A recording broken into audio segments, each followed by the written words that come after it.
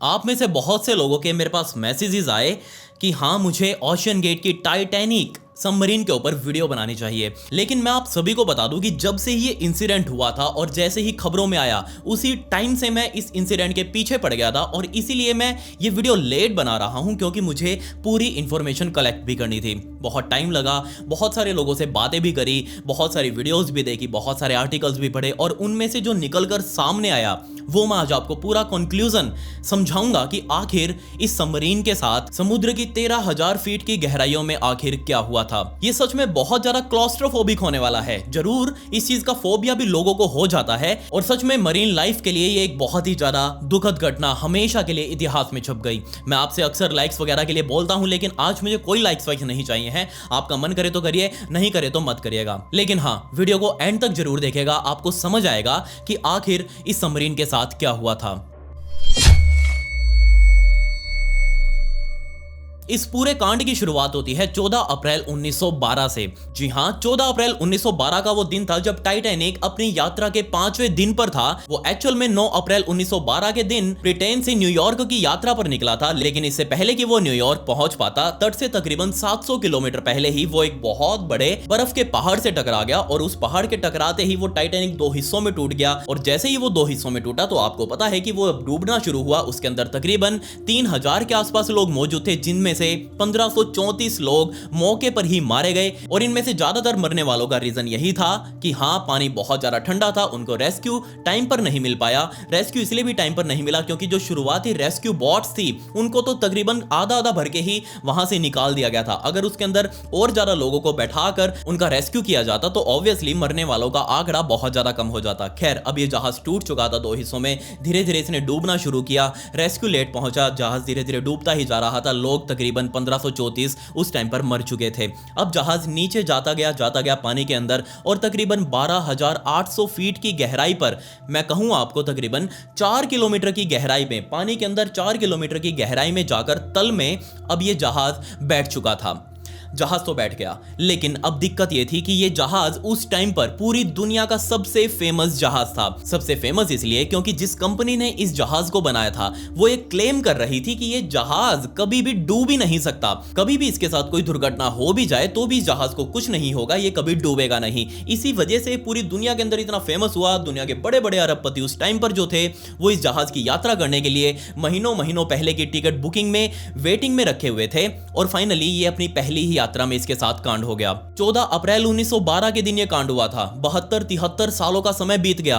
लोगों ने बेइंतहा कोशिश कर ली, साइंटिस्टों ने बेइंतहा कोशिश कर ली, समुद्र से जुड़े हुए लोगों ने बेइंतहा कोशिश कर ली, लेकिन वो इस टाइटैनिक के जहाज को ढूंढ ही नहीं पाए कि आखिर वो समुद्र में किस हिस्से में जाकर बैठा हुआ है। फाइनली सन 1985 का समय आया जब पहली बार ऊपर से गुजर रहे एक जहाज को नीचे सोनार सिस्टम की मदद से कुछ दिखाई दिया कि आखिर यहां तल में कुछ पड़ा हुआ है। और जैसे ही उसने इन फ्रीक्वेंसीज को स्कैन किया तो उनको पता लग गया कि हाँ, यहां तो 2 टुकड़े पड़े हुए हैं एक बहुत बड़े जहाज के, जो कि बहुत पहले टूटा हुआ था। अब जैसे ये चीज खबरों में फैली तो लोगों ने इसके बारे में जानना शुरू कर दिया कि हो ना हो ये जहाज जरूर टाइटैनिक ही होगा। कुछ ही टाइम बाद रिसर्चर्स और डाइवर्स यहां पहुंचने लगे। उन्होंने नीचे जाकर पूरे वो 4 किलोमीटर तल की गहराई में गए, और वहां जाकर उन्होंने कंफर्म किया कि हाँ, ये जहाज टाइटैनिक ही है।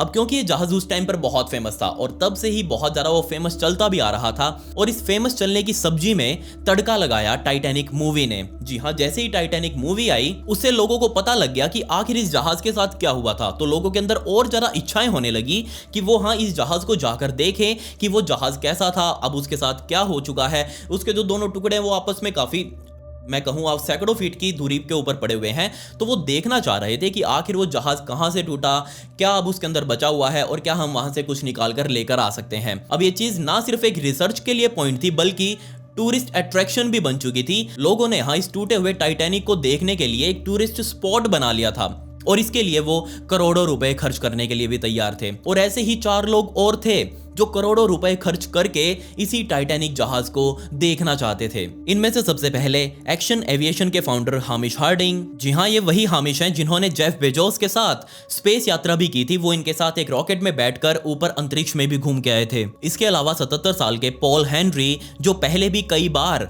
इस टाइटैनिक नाम के टूटे हुए जहाज को काफी बार देख कर आ चुके थे। इसके अलावा दो और बाप और बेटा की जोड़ी शहजादा दाऊद और सुलेमान दाऊद, जो कि पाकिस्तान के बिलियनियर्स माने जाते हैं, वहां के करोड़पति खरबपति आदमी हैं। अब ये 4 लोग तो थे टूरिस्ट यानी कि यात्री। इसके अलावा 5वां बंदा भी यहाँ शामिल था जिसने ये अपनी टूरिज्म कंपनी खोली हुई थी, जो कि क्लेम कर रही थी कि हाँ वो अपने समर्सिबल, अपनी मशीन्स, अपनी सबमरीन के सहायता से समुद्र की गहराइयों में जाकर टाइटैनिक के मलबे को दिखाकर लेकर आएगी। जी हाँ, अब की बार इस सबमरीन को चलाने वाले थे स्टॉकटन रश, जिन्होंने ओशन गेट नाम की कंपनी बनाई थी। वो इस कंपनी के मालिक और सीईओ दोनों ही थे। खैर, अब ये 5 लोग तैयार हो चुके थे। दिन आया 17 जून 2023 का, जब ये 5 के 5 लोग फाइनली कनाडा के सेंट जॉन नाम के पोर्ट के ऊपर पहुंचे। असल में यहीं पर उनका एक जहाज खड़ा हुआ था जिसका नाम पोलर प्रिंस था। ये जहाज यहां पर खड़े होकर इन 5 की वेट कर रहा था, क्योंकि इस जहाज के ऊपर पहले ही ओशन गेट की टाइटन नाम की सबमरीन को लाद दिया गया था। आप जो भी अपनी स्क्रीन के ऊपर देख रहे हैं, ये एक सबमरीन है जिसकी लंबाई तकरीबन 22 फुट की है। हम कह सकते हैं कि एक ट्रक के बराबर की है। खैर, इस सबमरीन को इस पोलर प्रिंस नाम के जहाज के ऊपर लाद दिया गया था, क्योंकि अब इस सबमरीन के साथ साथ उन 5 लोगों को भी यहां से तकरीबन 700 किलोमीटर दूर उस पॉइंट पर लेकर जाना था जहां पर वो टाइटैनिक जहाज डूबा था। खैर, 17 जून 2023 को यात्रा शुरू की गई। 5 लोग बहुत ज्यादा एक्साइटेड थे। स्टॉकटन रश तो पहले भी अपनी सबमरीन को चला चुके थे। इसके अलावा ये जो 4 यात्री थे, ये बहुत ज्यादा एक्साइटेड हो चुके थे, क्योंकि ये बहुत ही फेमस टाइटैनिक के उस मलबे को अब देखने वाले थे। खैर, 17 जून का वो पूरा दिन इनकी यात्रा में ही निकल गया, क्योंकि 700 किलोमीटर लंबी इनको यात्रा करनी थी। सेंट जॉन पोर्ट से निकलकर उनको उस पॉइंट पर पहुंचना था। 5 यात्री इस जहाज के अंदर यानी कि पोलर प्रिंस के अंदर बैठे हुए थे, और जैसे ये उस पॉइंट पर पहुंचे, इस जहाज के कैप्टन ने इशारा किया कि हाँ वो इस पॉइंट पर पहुंच चुके हैं। तो इन 5 को तैयार किया गया, जिनमें से स्टॉकटन रश वो इस सबमरीन को चलाने वाले थे। इसके अलावा बाकी के 4 यात्री को भी कह दिया गया कि आप जाओ, अपनी अपनी सीट पकड़ो, सबमरीन के अंदर जाकर बैठ जाओ। 5 के 5 लोग, स्टॉकटन रश और बाकी के 4 यात्री अपनी सीट से खड़े हुए सबमरीन के अंदर गए और वहां जाकर अपनी अपनी सीट पकड़कर बैठ गए। बाहर से इस सबमरीन को बंद कर दिया गया। 17 बोल्ट्स लगा दिए गए, और ये जो 17 बोल्ट्स लगाए गए थे जिसमें इसके ढक्कन को बंद किया गया था, इन सभी को बैठाकर, मैं आपको बता दूं कि इन्हें सिर्फ बाहर से ही लगाया जाता है, अंदर से इसको कोई खोल ही नहीं सकता। मतलब कि कोई भी इमरजेंसी हो जाए, इस सबमरीन को, या फिर मैं कहूं कोई भी सबमरीन हो, उसको हमेशा बाहर से ही बंद किया जाता है। खैर, अब ये 5 लोग इस टाइटन सबमरीन में बैठ चुके थे। स्टॉकटन रश इस सबमरीन को संभालने वाले थे, बाकी के 4 टूरिस्ट यात्री थे। अब इस सबमरीन को लॉन्च किया जाना था इस समुद्र के अंदर, जो कि अब इस गहराइयों में जाने वाली थी और इन सभी को टाइटन का वो मलबा दिखाने वाली थी। इस मलबे को देखने के लिए इन 4 यात्रियों ने तकरीबन 2-2 करोड़ रुपए की टिकट ली थी, यानी कि तकरीबन 8 करोड़ रुपए इस टाइटन सबमरीन की कंपनी यानी कि ओशन गेट को दिए थे ये पूरा टूर करवाने के लिए। खैर, अब इससे पहले कि हम आगे बढ़े, आपको कुछ चीजें पता होनी चाहिए कि आखिर एक सबमरीन काम कैसे करती है और उसके बेसिक फंडामेंटल्स क्या हैं। तो असल में एक सबमरीन का काम होता है समुद्र की गहराइयों में जाना और अंदर की जांच पड़ताल करना, अंदर रिसर्च करना। उसके अंदर बैठकर लोग जाते हैं और पता लगाते हैं कि आखिर समुद्री दुनिया है कैसी। लेकिन किसी भी सबमरीन को बनाने से पहले बहुत सारी बातों का ध्यान रखा जाता है, और वो सिर्फ इसलिए क्योंकि जितना जितना हम समुद्र के अंदर जाते जाएंगे उतना उतना हमारे ऊपर प्रेशर पड़ता जाएगा। ऐसा क्यों? अब आप तो कहेंगे कि वो तो पानी है, प्रेशर किस बात का? तो आप अब सोच कर देखिए, आप अभी नॉर्मल सड़क के ऊपर खड़े हैं, लेकिन आपके ऊपर बहुत सारी हवा है, बहुत बड़ा एटमॉस्फेयर है, और वो सारी हवा मिलकर आपके शरीर के ऊपर प्रेशर लगा रहे हैं, आपके शरीर को दबा रहे हैं। लेकिन ये चीज आपको फील नहीं होती, क्योंकि ये बहुत बहुत ज्यादा माइनर सा है और इसके अंदर हम बिल्कुल आराम से सरवाइव कर सकते हैं।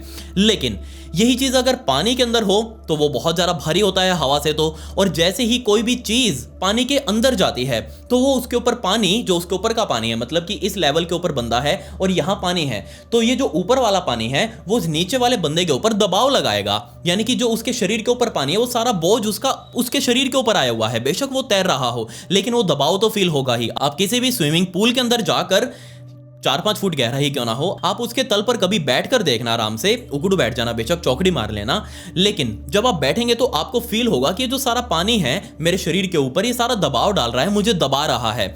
और बिल्कुल ऐसा ही होता है समुद्र के अंदर भी। अब समुद्र तो बहुत बहुत बड़ा है, हजारों लाखों किलोमीटर के एरिया में फैला हुआ है, और जैसे ही कोई भी चीज इस समुद्र के अंदर जाती है तो वो समुद्र का पानी इसके ऊपर दबाव लगाने लगता है, जिसे हम PSI की यूनिट देते हैं, यानी कि प्रेशर पर स्क्वायर इंच। और बिल्कुल इसी चीज को ध्यान में रखते हुए सबमरीन्स को डिजाइन किया जाता है कि वो इतना भारी प्रेशर समुद्र का झेल लें और अंदर बैठे हुए लोगों को कुछ ना हो। तो ये जो बड़े बड़े सबमरीन्स बनाई जाती हैं, जो स्पेशली नेवी के लिए होती हैं, किसी भी देश की सेना के लिए होती हैं, इनको बहुत ही हाईली कंप्रेस्ड मेटल्स के साथ बनाया जाता है। मेटल्स की काफी सारी लेयर्स एक के ऊपर एक चढ़ाई जाती हैं, ताकि जब इसके ऊपर पानी का प्रेशर पड़े और ये गहराइयों में जाए तो इसको आखिर कुछ ना हो। लेकिन फिर भी दुर्घटनाएं होती हैं। हमने देखा है बहुत सारी सबमरीन्स ऐसी वर्ल्ड वॉर 2 में भी सामने आई थी, जो कि नीचे पानी का प्रेशर झेल नहीं पाई थी, जिनको सही सिक्योरिटीज को ध्यान में रखते हुए बनाया नहीं गया था, और उनके अंदर लोग फंस गए, जिनकी जान भी चली गई। लेकिन अभी तो हम लेटेस्ट टेक्नोलॉजी में जी रहे हैं, 21st सेंचुरी में जी रहे हैं, तो अब सिक्योरिटीज का ध्यान ओशन गेट वालों ने क्यों नहीं रखा इस टाइटन नाम की सबमरीन को बनाते हुए। जी हां, ओशन गेट के CEO और को फाउंडर स्टॉकटन रश वो बाहर निकलकर सामने आए और लिटरली उन्होंने सबमरीन के नाम पर एक खिलौना बनाकर रख दिया, और वो कह रहे थे कि ये सबमरीन उनकी इतनी कैपेबल है कि वो 13,000 फीट की गहराई के ऊपर जो पानी है उसके प्रेशर को भी झेल लेगी। जी हां, सबसे पहली बात तो मैं आपको बता दूं कि ये जो बड़ी बड़ी सबमरीन जो एक्चुअल में SOP है, यानी कि स्टैंडर्ड ऑपरेशन प्रोसीजर है, उसके हिसाब से तो सारी की सारी सबमरीन को हैवी मेटल से बनाया जाता है। लेकिन यहां हमारे बाबूजी स्टॉकटन रश ये सामने निकल कर आए, इन्होंने कहा कि नहीं नहीं, मैं तो ये मेरी सबमरीन कार्बन फाइबर से बनाऊंगा। जी हां, वही कार्बन फाइबर जिससे जहाज बनाए जाते हैं। ये जो ऊपर हवा में उड़ने वाले जहाज होते हैं, इनको मोस्टली कार्बन फाइबर से बनाया जाता है, क्योंकि बेशक ये मजबूत तो होता है और हल्का भी होता है, लेकिन ये इतना भी मजबूत नहीं है कि इतना प्रेशर झेल ले। अब प्रेशर कितना होता है इसका अंदाजा आप यहां से लगा लीजिए कि अगर आप पानी के अंदर 13,000 फीट की गहराई के ऊपर खड़े हैं, आराम से खड़े हैं, तो आपके एक उंगली के ऊपर, तो मैं आपके पूरे शरीर की बात नहीं कर रहा, मैं आपकी सिर्फ एक उंगली की बात कर रहा हूं, आपकी एक उंगली के ऊपर एक पूरे हाथी के जितना भार होगा। अब आप सोच लीजिए, एक हाथी को क्या आप एक उंगली के ऊपर उठा पाएंगे? बिल्कुल भी नहीं। आपकी उंगली आपके हाथ में आ जाएगी टूटकर, आप उसे खेल भी नहीं पाएंगे क्योंकि वो पिचक चुकी होगी। खैर, इतना प्रेशर आपके शरीर के ऊपर पड़ेगा। अब आप देख लीजिए, एक उंगली के हिसाब से आपके शरीर के अंदर कितना मटेरियल है और उस मटेरियल के ऊपर कितने सारे सैकड़ों हाथियों का दबाव पड़ेगा। लेकिन नहीं, स्टॉकटन रश सामने निकल कर आए, उन्होंने कहा कि मैं कुछ अलग करना चाहता हूं और मैं अपनी सबमरीन को कार्बन फाइबर से बनाऊंगा। कार्बन फाइबर्स की लेयर्स उन्होंने डिजाइन करनी शुरू करी, एक के ऊपर एक के ऊपर एक के ऊपर एक काफी सारी लेयर्स उन्होंने लगाई, और फाइनली अब यहां टाइटन सबमरीन बनकर तैयार थी। लेकिन अभी भी यहां बहुत सारी दिक्कतें थी, और वो दिक्कतें ये कि ना ही तो इस सबमरीन का प्रॉपर कोई कंट्रोलर था। अगर आपने असली सबमरीन देखी हो तो वो कुछ ऐसी दिखती है अंदर से। आप देख सकते हैं कि इसका कितना बड़ा तामझाम है अंदर, बहुत सारे इंस्ट्रूमेंट्स हैं, बहुत सारे वॉल्व्स हैं जिनको ऑपरेट करके इस सबमरीन को चलाया जाता है। अब जरा आप इस ओशन गेट वाली टाइटन सबमरीन के अंदर के हालातों को देखिए। ये क्या है? ये खिलौना नहीं तो और क्या है। इसकी सेफ्टी का अंदाजा आप यहीं से लगा लीजिए कि जहां एक सबमरीन को एक्चुअल में इस तरीके से चलाया जाता है, वहीं ओशन गेट की इस टाइटन सबमरीन को, जिससे आप गेम खेलते हैं, आपने गेम खेली होगी बचपन में या फिर अभी भी खेलते होंगे प्ले स्टेशन वगैरह पर, वो जो रिमोट लेते हैं हाथों में, उस कंट्रोलर से इस सबमरीन को कंट्रोल किया जा रहा था। बात यहीं खत्म नहीं हुई। कंट्रोल तो चलो हम किसी भी चीज से कर लेते हैं, मतलब बस कंट्रोल होने से है, लेकिन सुरक्षा का क्या? क्योंकि यहां पर ये ओशन गेट नाम की कंपनी क्लेम कर रही थी कि उसने दुनिया की बड़ी बड़ी कंपनीज, जिसका आपने नाम सुना होगा, नासा वगैरह और भी बड़ी बड़ी कंपनीज, इनके साथ उन्होंने टेस्टिंग करी है अपने प्रोडक्ट्स की, यानी कि टाइटन सबमरीन की, और इनके जितने भी प्रोडक्ट्स हैं उन सभी की टेस्टिंग करी है, सिक्योरिटी जांच की है, उनका प्रशिक्षण किया है इन सभी कंपनीज के साथ मिलकर। लेकिन जैसे ये इंसिडेंट हुआ, ये कांड हुआ ओशन गेट सबमरीन वाला, उसके बाद ये सारी कंपनीज निकलकर सामने आई और उन्होंने कहा कि नहीं, हमारा इस ओशन गेट नाम की कंपनी से कोई लेना देना नहीं है। बेशक हमारे पास इनका प्रपोजल आया था कि आप हमारे साथ कोलैबोरेशन कर लो, आप हमारे प्रोडक्ट की टेस्टिंग करो, लेकिन अभी तक किसी भी प्रकार के प्रोडक्ट की टेस्टिंग नहीं की गई थी। यानी कि ये जो टाइटन सबमरीन थी, जिसके अंदर ये पांचों लोग अब बैठे थे अपनी जान को लेकर, ये सिर्फ एक टेस्टिंग फेज में चल रहे, यानी कि एक्सपेरिमेंटल फेज में चल रहे एक ऐसे वेसल के अंदर बैठे थे जो कि सिर्फ और सिर्फ इन्हें मौत ही दे सकता था। ये बात भी हम पक्के तरीके से नहीं कह सकते कि ये मौत क्यों दे सकता था, क्योंकि ये टाइटन सबमरीन तो 2021 से यानी कि 2 साल पहले से ही काम करती हुई आ रही थी। ये पहले भी टाइटैनिक के इस मलबे तक जा चुकी थी, लोगों को लेकर, अलग अलग लोगों को लेकर जा चुकी थी। इनमें से एक एलन नाम का बंदा निकलकर सामने आया यूट्यूब पर, जिसकी मैंने वीडियो देखी। और एक्चुअल में ये एलन इसी सबमरीन के अंदर पहले बैठकर 2021 में कोरोना के लॉकडाउन से काफी परेशान हो गया था। इसके बाद इसका मन था कि हाँ मैं कहीं घूम कर आऊं, और इसने फाइनली टाइटैनिक के मलबे को देखने का सोचा। इसने ओशन गेट को कांटेक्ट किया और ओशन गेट वालों ने इसकी टिकट ली तकरीबन 2 करोड़ रुपए के आसपास, और फाइनली एक डेट फिक्स कर दी कि हाँ हम तुमको इस सबमरीन के अंदर बैठाकर नीचे तक लेकर जाएंगे, टाइटैनिक के मलबे को दिखाएंगे और वापस ऊपर तक लेकर आएंगे। यहां ये एलन निकलकर सामने आया और इस एलन ने बताया कि जब वो इस सबमरीन के अंदर बैठा तो उसको बहुत अच्छा भी लग रहा था और बहुत टेंशन भी हो रही थी। क्यों? क्योंकि बैठने से पहले इन लोगों ने, यानी कि ओशन गेट वालों ने, इससे काफी सारी पेपर्स के ऊपर साइन करवा रहे थे, जिसका सिर्फ और सिर्फ मतलब यही निकल रहा था कि बाबूजी अगर आप इस सबमरीन के अंदर बैठ रहे हैं तो आप सिर्फ अपने रिस्क के ऊपर बैठ रहे हैं। ये सबमरीन अभी भी एक्सपेरिमेंटल फेज में है, तो आपकी जान की सुरक्षा हम नहीं करेंगे। अगर कुछ भी हो जाता है तो उसके बदले हम जिम्मेवार नहीं होंगे, ओशन गेट जिम्मेवार नहीं होगी। और फाइनली एलन ने भी यात्रा शुरू करी। खैर खुशकिस्मती ये रही कि एलन और बाकी सभी जो लोग उस टाइम पर एलन के साथ बैठे थे, उन सभी की यात्रा सक्सेसफुल रही है। फाइनली टाइटैनिक का मलबा देखकर ऊपर आ चुके थे और अपने अपने घर भी पहुंच गए। लेकिन एलन ने अब बताया सामने आकर कि जब वो इस सबमरीन के अंदर बैठा हुआ था उस टाइम पर उसने इसके अंदर, यानी कि अंदरूनी सरफेस पर भी और बाहर की सरफेस पर भी काफी सारे क्रैक्स देखे थे।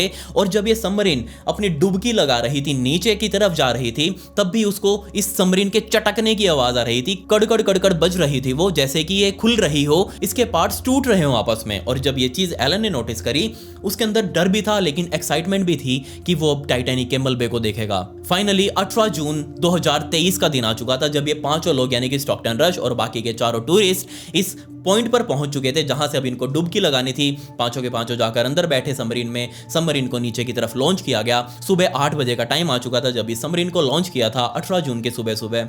और अब इस सबमरीन ने धीरे धीरे नीचे जाना शुरू किया। अब ये जिस जहाज के ऊपर लाद कर आई थी, यानी कि पोलर प्रिंस, इसको हम असल में मदरशिप बोल सकते हैं, क्योंकि यही जहाज था जिसके साथ कॉन्टैक्ट में ये रहने वाली थी। यानी कि टाइटन जब ये 13,000 फीट की गहराई में जाएगी, ऑब्वियसली इसको कॉन्टैक्ट में तो रहना पड़ेगा, ऊपर बताता रहना पड़ेगा कि हाँ हम सुरक्षित हैं या फिर हमारे साथ कोई दिक्कत है। तो ऊपर ये पोलर प्रिंस नाम का जहाज घूम रहा था, इधर उधर वेट कर रहा था। अब इसको 8 घंटे का वेट करना था। क्यों? क्योंकि यहां टाइटन को ऊपर सतह से तकरीबन 13,000 फीट की गहराई पर पड़े हुए उस टाइटैनिक के मलबे तक पहुंचने में पूरे 2 घंटों का समय लगने वाला था। धीरे धीरे कर वो पानी के अंदर जाए जा रही थी। और जैसे ही सबमरीन तल पर पहुंची, टाइटैनिक जहाज के पास पहुंची, उसके बाद इसको ब्लास्ट पाइप करने थे, मतलब कि अपने जो वेट थे उसको वहीं छोड़ना था ताकि ये वापस ऊपर आते टाइम ये हल्की हो जाए और आराम से ऊपर आ जाए। खैर जैसे ये तल पर पहुंचने वाली थी, इसको 4 घंटे वहां रुकना था और फाइनली वापस 2 घंटे ऊपर आने में इसको लगने वाले थे। टोटल अब ये ट्रिप 8 घंटों का होने वाला था। यानी कि सुबह 8 बजे शुरू किया है तो तकरीबन 4 बजे ये लोग वापस ऊपर सतह पर आने वाले थे। जैसे ही 8 बजे सबमरीन ने नीचे डुबकी लगानी शुरू करी, तकरीबन 1 घंटा 45 मिनट पर ही टाइटन सबमरीन, जो कि तकरीबन अब तक 12,000 फीट की गहराई पर पहुंच चुकी थी, उसकी तरफ से एक डिस्ट्रेस्ड मैसेज आया। अब ये डिस्ट्रेस्ड मैसेज क्या होता है आप पूछेंगे। असल में यहाँ पर इतनी गहराई में, समुद्र की इतनी गहराई में कोई भी वायरलेस सिस्टम काम नहीं करता, रेडियो वगैरह काम नहीं करता। इसीलिए सबमरीन्स के अंदर टेक्स्ट मैसेज वाला, जैसे कि आप फोन पर लिखकर टेक्स्ट मैसेज भेजते हैं किसी अपने दोस्त को या फिर अपने घर परिवार रिश्तेदारों को, हाँ किसी और को भी भेज सकते हैं, जिसको मैं कह रहा हूं आप समझ रहे होंगे। खैर, तो इस सबमरीन में बैठे हुए यानी कि स्टॉकटन रश जो इस सबमरीन को चला रहे थे उस रिमोट कंट्रोलर से, साथ ही में अपनी डिवाइस से टेक्स्ट मैसेज कर रहे थे ऊपर बैठे पोलर प्रिंस में क्रू को कि हाँ वो सही सलामत है या नहीं। और इस यात्रा के शुरू होने के तकरीबन 1 घंटे 45 मिनट बाद, यानी कि सुबह 9:45 बजे, इस टाइटन सबमरीन को चला रहे स्टॉकटन रश की तरफ से एक डिस्ट्रेस्ड मैसेज आया। डिस्ट्रेस्ड मैसेज हम उसे कहते हैं जब कोई इमरजेंसी हो और जब उनको मदद चाहिए हो। उस टाइम पर वो मैसेज आया कि हाँ वो दिक्कत में है और उनको तुरंत हेल्प की जाए, उनका तुरंत रेस्क्यू किया जाए। लेकिन अब एकदम से यहां इस सबमरीन के साथ क्या हुआ था? जो मिशन अभी तक एकदम सक्सेसफुल चल रहा था, जो यात्रा अभी तक सब कुछ ठीक चल रही थी, अंदर बैठे लोग अभी तक सब कुछ खुश थे, तो एकदम से डिस्ट्रेस्ड मैसेज क्यों ऊपर बैठे पोलर प्रिंस में क्रू को प्राप्त हुआ? और जैसे ही ये मैसेज उनको मिला, उसी टाइम पर पोलर प्रिंस का कनेक्शन नीचे 12,000 फीट की गहराई पर मौजूद टाइटन सबमरीन से टूट गया। अब आप कहेंगे कनेक्शन टूट गया, ओहो यहाँ तो बहुत बड़ी दिक्कत हो गई, लेकिन यहाँ कनेक्शन टूटना कोई बड़ी बात नहीं थी। इतनी ज्यादा फीट की गहराई में जब काम चल रहा हो तो ऐसे कनेक्शन टूटते रहते हैं, लेकिन वो जल्दी ही वापस कनेक्शन एस्टेब्लिश कर लेते हैं, वापस वो संपर्क बना लेते हैं। लेकिन जैसे ही इमरजेंसी वाला मैसेज ऊपर बैठे पोलर प्रिंस वालों को प्राप्त हुआ तो वो बहुत ज्यादा हरकत में आ गए। उनको समझ नहीं आ रहा था कि आखिर नीचे उनके साथ क्या हुआ है। वो बार बार रिवर्ट कर रहे हैं कि हाँ जी बताइए आपके साथ क्या हुआ है, हम आपकी कैसे सहायता कर सकते हैं, एक्चुअल में आपकी स्थिति क्या है वो बताइए। लेकिन वो मैसेज भेज तो रहे थे, नीचे रिसीव करने वाला कोई नहीं था। तो अब मैं बताता हूं आपको कि आखिर उस टाइटन सबमरीन के साथ क्या हुआ था। सरकार की तरफ से ये ऑफिशियल बयान आए कि इस टाइटन सबमरीन में इम्प्लोजन हुआ। इम्प्लोजन क्या होता है ये आपको समझना जरूर चाहिए। असल में दो तरह की चीजें होती हैं। एक्सप्लोजन वो जो बाहर धमाका आपको दिखाई देता है, एक्सप्लोजन हम उसे कहते हैं। इम्प्लोजन वो जो अंदर की तरफ होता है धमाका, उसे इम्प्लोजन कहा जाता है। तो असल में जब ये सबमरीन नीचे जाए जा रही थी तकरीबन 13,000 फीट की गहराई पर, तभी इसके ऊपर इतना ज्यादा प्रेशर पड़ा, इतना ज्यादा भार पड़ा कि ये सबमरीन, इसका कार्बन फाइबर उसे झेल ही नहीं पाया और ये अंदर की तरफ पिचकने लगी। और ये स्पीड इतनी ज्यादा थी कि कुछ मिली सेकेंड्स ही लगे होंगे इस चीज को पिचकने में। लेकिन उससे पहले ही इसके अंदर कड़कड़ की आवाज ऑब्वियसली आ ही रही होगी, जिससे परेशान होकर, जिससे डर कर स्टॉकटन रश ने ऊपर रेस्क्यू की तरफ मैसेज किया कि हम दिक्कत में हैं। लेकिन इससे पहले कि उनको मदद मिल पाती, उससे पहले ही नीचे मौजूद सबमरीन के अंदर इम्प्लोजन हो चुका था। ये सबमरीन ऊपर मौजूद समुद्र का भार नहीं झेल पाई और अंदर पिचक गई। अब पिचकते ही न्यूटन का लॉ है, यानी कि फिजिक्स का लॉ है कि जैसा एक्शन होगा उसका रिएक्शन भी तो होगा। यानी कि अब यहां पर इम्प्लोजन हुआ था, उसके बदले में एक्सप्लोजन भी तो होना था। हमें पता है कि अंदर इंजन जो होता है, इस सबमरीन का इंजन जो था वो प्रॉपर पूरे तरीके से हाइड्रोकार्बन्स के ऊपर काम करता है। अब मैं आपको ज़्यादा केमिस्ट्री की क्लास नहीं दूंगा, हाइड्रोकार्बन्स क्या होते हैं या आप जाकर गूगल वगैरह पर सर्च कर सकते हैं, लेकिन जो केमिस्ट्री पढ़े हुए हैं उनको पता होगा कि मैं यहाँ किस चीज़ की बात कर रहा हूँ।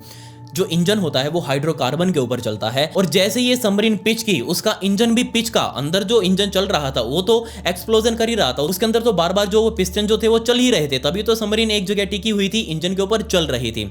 लेकिन जैसे ये पिच की आपस में, उस टाइम पर इंजन भी पिच का, और जैसे इंजन पिच का, हाइड्रोकार्बन जो उसके अंदर मौजूद थे वो भी पिच के, और एक ही सेकंड के कुछ हिस्से में उन्होंने अपने आप को वापस फैलाना शुरू किया। और वो फैला सिर्फ और सिर्फ एक धमाके के साथ। सोच कर देखें, यहाँ पांचों लोग जो अंदर बैठे थे उनको तो समझ भी नहीं आया होगा कि आखिर इस सबमरीन के साथ क्या हुआ है। ये एक सेकंड के कुछ ही हिस्सों में हो गया होगा। पहले इंप्लोजन हुआ, उसके जस्ट कुछ मिली सेकेंड्स बाद एक्सप्लोजन हुआ इस सबमरीन के अंदर, और ये धमाके के साथ सबमरीन प्रॉपर चकनाचूर हो गई, इसके टुकड़े टुकड़े हो गए। और जो अंदर लोग पांचों बैठे हुए थे, स्टॉकटन रश और बाकी के चारों टूरिस्ट, उनके शरीर के पर खच्चे उड़ गए होंगे, क्योंकि ये तकरीबन 10,000 किलो वजनी ये सबमरीन कई हिस्सों में बिखर चुकी थी। सोच कर देखिए उन सभी पांचों लोगों के शरीर के साथ क्या हुआ होगा जब एकदम से सबमरीन फटी होगी और उन सबके शरीर के ऊपर पहले तो वो धमाके का असर हुआ होगा, और दूसरा फिर जैसे वो खुले समुद्र के अंदर इतनी गहराई में अंधेरे के अंदर अपने आप को पाए होंगे, तो उनको ना तो इधर दिख रहा होगा कि कुछ है, क्योंकि नीचे तक समुद्र की लाइट नहीं जाती, बिल्कुल अंधेरा प्रॉपर पानी के अंदर। कितना ज्यादा ये भयानक उनके साथ रहा होगा। और हमारे दिमाग को कुछ भी चीज समझने में तकरीबन 25 मिली सेकेंड्स का समय लगता है। मतलब कि अगर मैं आपको कुछ समझा रहा हूं तो आपको ये समझने में तकरीबन 25 मिली सेकेंड्स का टाइम तो जरूर लगेगा। और बिल्कुल कुछ ऐसा ही उन पांचों लोगों के साथ भी हुआ होगा। जैसे ही वो इस धमाके के बाद खुले समुद्र में अंदर 13,000 फीट की गहराई के आसपास अपने आप को पाए होंगे, तभी 25 मिली सेकेंड्स में उनको समझ आ गया होगा कि सारा जो समुद्र है उनके ऊपर भार लगाकर खड़ा हुआ है। अब सोच कर देखिए, मैंने आपको बताया था एक उंगली पर एक हाथी जितना दबाव इस गहराई पर आराम से उनको मिला होगा। तो अब आप सोच सकते हैं यहाँ पर कि पूरे शरीर के ऊपर उनके कितने हाथी खड़े होंगे, कितना ज्यादा भयंकर दबाव उनका शरीर उस टाइम पर झेला होगा। ऑब्वियसली यहाँ बचने का तो कोई सवाल ही नहीं उठता, क्योंकि सबमरीन के साथ हादसा ही इतनी ज्यादा गहराई में हुआ था। यहाँ रेस्क्यू ऑपरेशन करने वालों को तो समय भी नहीं मिला होगा। उस समुद्री दबाव के पड़ने से इन पांचों का शरीर भी अंदर एकदम से पिचक गया होगा, और बाद में वो भी कई छोटे छोटे हिस्सों में बट गया होगा। ये तो लोग समझ भी नहीं पाए होंगे, ये पांचों लोग तो समझ भी नहीं पाए होंगे कि आखिर उनकी मौत कैसे हुई। तो अब सवाल उठ रहा था कि क्या इस हादसे को बचाया जा सकता था। लेकिन उससे पहले हमें यह पता करना था एक्चुअल में कि यह हादसा क्यों हुआ, और इस हादसे की वजह को जानने के लिए हमें टाइटन सबमरीन ढूंढनी भी थी कि आखिर इसके साथ क्या हुआ है। तभी तो पता लग पाएगा जब ये हमारे पास आएगी। तो जैसे ही ऊपर घूम रहे मदरशिप यानी कि पोलर प्रिंस को ये एहसास हुआ कि नीचे दिक्कत है, उन्होंने इंतजार करना ही बेहतर समझा कि हाँ हम इंतजार करते हैं, क्योंकि उनके पास नीचे उनको पता था कि 4 दिनों की यानी कि 96 घंटे की ऑक्सीजन तो उनके पास है ही, यानी कि वो 96 घंटे तक तो बिल्कुल सेफ हैं। उसके बाद हम देखते हैं कि आखिर उनको कैसे बाहर निकाल सकते हैं। शाम के अब 7 बज चुके थे, अभी तक भी ये सबमरीन ऊपर वापस नहीं आई थी, यानी कि टाइटन वापस सतह पर नहीं आई थी। ये टाइम लिमिट थी, अब तक अगर वो ऊपर नहीं आई, जबकि उसे 4 बजे आना था, 3 घंटे पहले ही लेट हो चुकी थी और अब तक भी ऊपर नहीं आई, तो ऊपर बैठे पोलर प्रिंस को अब यहाँ रेस्क्यू ऑपरेशन शुरू करना था। अब अकेला पोलर प्रिंस यहाँ कुछ नहीं कर सकता था। उसने यूएस नेवी और कनेडियन नेवी के साथ संपर्क किया और वहां से तकरीबन कम से कम 8 वेसल्स को पोर्ट से रवाना किया गया। यहाँ पहुंचे वो लोग, अगले दिन की सुबह हो चुकी थी, यानी कि 19 तारीख की सुबह आ चुकी थी और अब सभी ने मिलकर यहाँ पर टाइटन सबमरीन को ढूंढना शुरू किया। काफी सारे आरओवीज वो होते हैं जो रिमोट कंट्रोल रोबोट्स होते हैं जिनको पानी की गहराइयों में उतारा जाता है। ये कई हजार फीट की गहराई में जाकर भी इस तरह की खोजबीन कर सकते हैं। और फाइनली काफी सारे आरओवीज को भी समुद्र की गहराइयों में उतारा गया सिर्फ टाइटन सबमरीन के मलबे को ढूंढने के लिए, क्योंकि अब तक सभी को ये उम्मीद थी ही नहीं कि वो सबमरीन जिंदा बची होगी। इसके अलावा यूएस नेवी के ऑफिशियल्स ने उस रास्ते से, जिस रास्ते पर ये सबमरीन डूबी थी, उस रास्ते से ऊपर से गुजरने वाले सभी कॉमर्शियल और डोमेस्टिक जहाजों को, जो कि सामान वगैरह इधर उधर ले जाते हैं, पैसेंजर्स को लेकर जाते हैं, उन सभी के क्रू मेंबर्स को भी ये निर्देश दे दिए कि हाँ भाई सारे आंखें खोलकर यात्रा करना,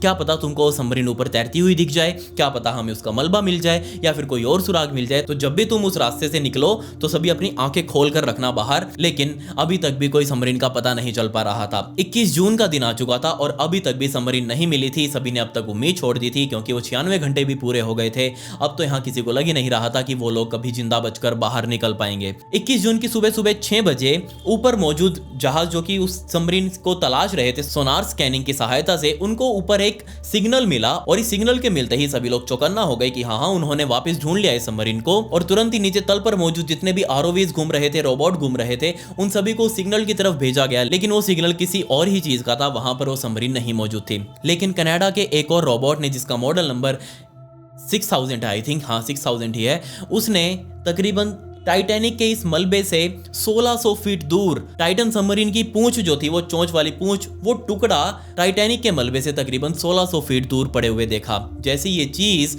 इस आरओवी ने देखी, इसने सूचना ऊपर भेजी। ऊपर मौजूद लोगों ने कंफर्म किया कि हाँ ये तो उसी टाइटन सबमरीन का मलबा है। और फाइनली सभी ने मान लिया कि हाँ वो 5 लोग नीचे इस हादसे में मर चुके हैं और उनकी मौत बहुत ज़्यादा भयंकर रही होगी, बहुत ज़्यादा क्लॉस्ट्रोफोबिक रही होगी। लेकिन अब ये सवाल उठता है कि हादसा तो हो गया, क्या इस हादसे को बचाया जा सकता था? क्या इसे टाला जा सकता था? अगर हाँ तो वो कैसे? सबसे पहले तो यहाँ पर सुरक्षा का कोई ध्यान नहीं रखा गया, लिटरली 1% भी नहीं रखा गया, क्योंकि मैंने आपको पहले ही बताया कि सबमरीन्स को हैवी मेटल से बनाया जाता है, स्टील्स वगैरह से बनाया जाता है। लेकिन स्टॉकटन रश, उन्होंने इस चीज़ को सिरे से इग्नोर किया। वो कुछ नया लाना चाहते थे और इस नया लाने की चाह में उन्होंने कार्बन फाइबर का इस्तेमाल किया, जबकि उनको पता था कि ये कार्बन फाइबर जैसे जैसे वो यूज़ करेंगे इसे, यानी कि जितनी बार वो इसे पानी में उतारेंगे, जब जब इसके ऊपर प्रेशर पड़ेगा तो ये अपनी स्ट्रेंथ खोता जाएगा, इसकी मजबूती कम होती जाएगी। ऑब्वियसली कार्बन फाइबर बहुत मजबूत होता है, उससे वो हवा में चलने वाले जहाज बनाए जाते हैं, लेकिन उनकी भी टाइम टू टाइम मेंटेनेंस की जाती है। लेकिन इस टाइटन सबमरीन की मेंटेनेंस नहीं की गई, इसको जस्ट लगातार 2021 से यूज़ किया जाता रहा। सन 2018 में सबमरीन बनकर तैयार हुई थी और जैसे ही सबमरीन बनी, इसी ओशन गेट के एक एग्जीक्यूटिव ने पब्लिक में आकर ये बयान दिया था कि ये जो सबमरीन बनाई गई है ये सिर्फ और सिर्फ एक मौत का खिलौना है, इससे जो भी खेलेगा वो अपनी जान से हाथ धो सकता है। ऐसा क्यों? उन्होंने बताया कि कभी भी इस कार्बन फाइबर के अंदर क्रैक्स आ सकते हैं, त्रेड़ें आ सकती हैं, और अगर वो आई तो एक ही झटके में ये सारी सबमरीन नीचे पानी में दबाव के अंदर बिखर जाएगी और इसके अंदर मौजूद लोगों को पता भी नहीं चलेगा। जी हाँ, इन सभी लोगों की मौत की प्रिडिक्शन तकरीबन 5 सालों पहले ही इसी ओशन गेट के एक एग्जीक्यूटिव ने कर दी थी कि सबमरीन के साथ कुछ ऐसा ही होगा, और बिल्कुल हुआ भी ऐसा ही। ये सबमरीन कैसी थी इसका अंदाजा आप यहीं से लगा लीजिए। इसके जो स्क्रीनिंग मॉनिटर से जो अंदर लगे हुए थे, उनको हल्के हल्के स्क्रूज के साथ पेचकस से कसा गया था। अरे ऐसे थोड़ी ना होता है यार, एक सबमरीन बना रहे हो आप लोग, क्या खिलौना थोड़ी ना बना रहे हो जो ऐसे आपने स्क्रूज के साथ उन्हें कस दिया और वो कसे जाएंगे। मजाक नहीं था ये, लेकिन यहाँ पर एक मजाक के तौर पर ही इस सबमरीन को यहाँ बनाया गया और लोगों की जान के साथ खिलवाड़ किया गया। बट यहाँ पर सवाल ये भी है कि क्यों जिनके पास पैसा है वो इस तरह के शौक क्यों पालते हैं। ऐसे ऐसे सवाल मेरे पास बहुत बार आए कि अमीर लोग ही इतना पैसा क्यों वेस्ट करते हैं ऐसी चीजों में। सिर्फ टाइटैनिक का मलबा देखने के लिए एक बंदे ने 2 करोड़ रुपए खर्च किए अपने इंडिया के हिसाब से। अगर आपके पास 2 करोड़ रुपए हो तो आप क्या करेंगे मुझे जरूर बताएं। क्या आप भी वो टाइटैनिक का मलबा देखने जाएंगे या फिर कोई और काम धंधा करेंगे, मुझे जरूर बताएं। खैर मुझसे भी काफी सारे सवाल पूछे गए कि वो लोग इतना पैसा खर्च करके क्यों करते हैं। तो मेरा जवाब बस यही है कि जिसके पास इतना पैसा है तो वो ऐसे ही काम करेगा और इन सब की वो फ्रूटी थोड़ी ना पिएगा यार। इतना पैसा वेस्ट करने के लिए भी तो कोई ना कोई चीज होगी जिसके ऊपर वो वेस्ट करेगा। ऑब्वियसली ये एक, मैं वेस्ट नहीं कह सकता इसे, लेकिन हाँ इसको एक टूरिज्म स्पॉट तो बिल्कुल नहीं बनाया जाना चाहिए। रिसर्चर्स प्रॉपर अपनी सिक्योरिटी के साथ, प्रॉपर अपने इक्विपमेंट्स के साथ, प्रॉपर अपनी इमरजेंसी रेस्क्यूइंग किट्स के साथ नीचे उतरते हैं। वो जाकर इस शिप रैक के ऊपर रिसर्च करके आते हैं और सही सलामत लौट आते हैं। लेकिन ऐसा तब होता है जब उनके इक्विपमेंट सही हो, जब उनकी मशीनें सही हो, जब उनकी सबमरीन सही हो। लेकिन जब आप एक खिलौने के अंदर बैठकर नीचे उतरेंगे तो अंजाम खिलौने जैसा ही होगा। वो खिलौना आपकी जान के साथ खेल जाएगा। आप मुझे बताइए कि आखिर और क्या क्या पॉसिबिलिटीज हो सकती हैं जो कि इस सबमरीन के साथ हुई होगी। आप मुझे डिटेल में बता सकते हैं या तो मेरे यहाँ पर कमेंट्स में या फिर इंस्टाग्राम के ऊपर। ये मेरी इंस्टाग्राम आईडी है, इसका लिंक आपको डिस्क्रिप्शन में भी मिल जाएगा, तो प्लीज़ आप मुझे वहाँ फॉलो जरूर कर लें। और ऐसी भयंकर मौत सोच कर देखिए आप, नीचे उनके साथ क्या हुआ होगा, कितना क्लॉस्ट्रोफोबिक रहा होगा उनके लिए, इतना भारी पानी का प्रेशर और वो खुले शरीर के साथ उसके नीचे। समझ नहीं आ रहा कि आखिर उनके शरीर के साथ क्या हुआ होगा। सेकंड्स के कुछ हिस्से में ही उनका शरीर पिचक कर फट गया होगा। उनको तो ये भी महसूस नहीं हुआ होगा कि उनकी मौत उनके सामने खड़ी है। खैर मेरे को इंस्टाग्राम के ऊपर फॉलो करना बिल्कुल भी मत भूले, लिंक आपको डिस्क्रिप्शन में मिल जाएगा। पिछली वीडियो का shout out NG square comment pick me to get a shout out in next video. मिलते हैं अगली वीडियो में। ये वीडियो देखने के लिए धन्यवाद।